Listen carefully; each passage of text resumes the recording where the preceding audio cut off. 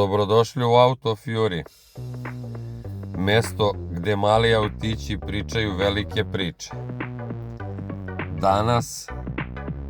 Danas vam predstavljamo Porsche 911 Turbo generaciju 996.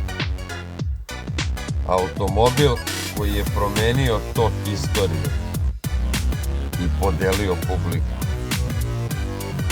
Ali sačekaj, pre nego što kreneš da ga vređaš, dobro ga pogledaj.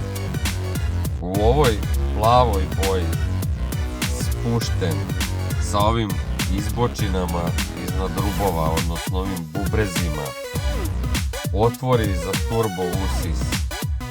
Izgleda kao da čeka da te pojede. Da, farovi su Kajgana style i nije se svima dopalo, ali 996 je napisao jedan deo istorije Porschea. To je prvi vodeno hlađeni turbo 911. Ispod poklopca, to jest ispod poklopca, ali iza leđa, nalazi se 3,6 litarski twin turbo boxer, 420 konja od 0 do 100 za 4,2 sekunde. Na stazi munja, na ulici pojava, a ovdje u razmjer 1.43 već legenda.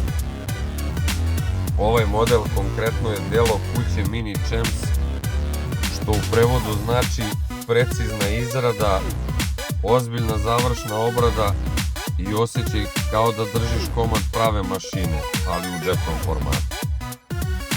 Gume imaju šaru, kočiona klješta sa natpisima Porsche. Felne deluju kao da mole da se snimaju izbliza. Unutrašnjost, krem enterijer, sedište i volan koji stvarno liči na ono iz pravog modela. Nije igračka, ovo je izložbeni eksponat za one koji znaju. A znaš šta je najbolja fora što se tiče ovog modela? Pre 10-15 godina ljudi su 996-icu zvali ružnim pačetom. Danas u punoj veličini ide ka statusu klasike, a u 1.43 to je već postao.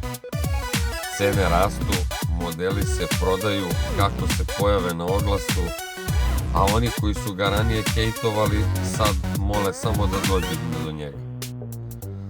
Znaš kako kaže Auto Fury filozofija? Ako te nisu voleli kad si imao samo ružne farove, ne zaslužuju da te imaju ni kad porasteš u pravu vrednost.